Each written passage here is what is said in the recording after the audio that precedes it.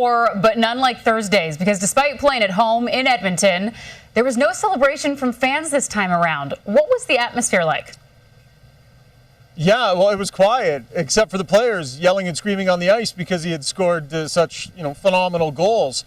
It was interesting. It's unusual to watch a goal of that magnitude get scored and not have the building kind of come off of this place. And you saw Connor went all in on the celebration, right? It was a big goal. It was a big moment. I asked him about it after the game, and he said, yeah, it's a little weird celebrating without the fans, but it's a big game, and they want to get excited about these things. So he celebrated and kind of smiled, I think, because halfway through the celebration, you kind of realize that the fans aren't there. So very different, because those are goals that Connor McDavid takes Oiler fans out of their seats with, usually in this building.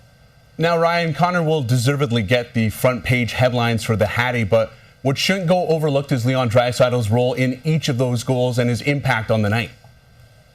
Yeah, well, he assisted on all four of the Oilers' first four goals. And, I think if Leon Draisaitl wasn't already considered the best backhand player in the game, he might be after these last two games. His backhand's been on fire. Really, it started in the first game against the Canucks. And look at this cheeky little backhand drop into his skates, back up to his stick, and then a backhand pass through pretty much, you can count them, all five Vancouver Canucks right on the stick of Caleb Jones. Then we fast forward to tonight, using his backhand in a different way. Strong backhand face-off win late in a period leads to a Connor McDavid goal, and an important goal that made it 2-0. And we move ahead to the next period. He's at center ice. Now they're on the power play. The play here is to drop it back to McDavid. The problem is he's got a Canuck and Tyson Barrie between him and Connor McDavid.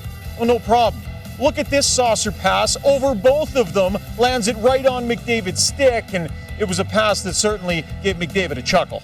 Pretty funny. I think Tice thought that puck was going to him, but I've seen that before. It was not going to him. Then we push ahead to the hat trick goal, and so fast on and off of his stick. McDavid said there are a few players in the world who would be able to make a play that skilled. I asked Dave Tippett after the game where Draisaitl ranked in his time in the game in terms of skill on the backhand, and he said he's absolutely remarkable at it. Compared him a little bit to Pavel Datsyuk, who was very good in that element of the game as well.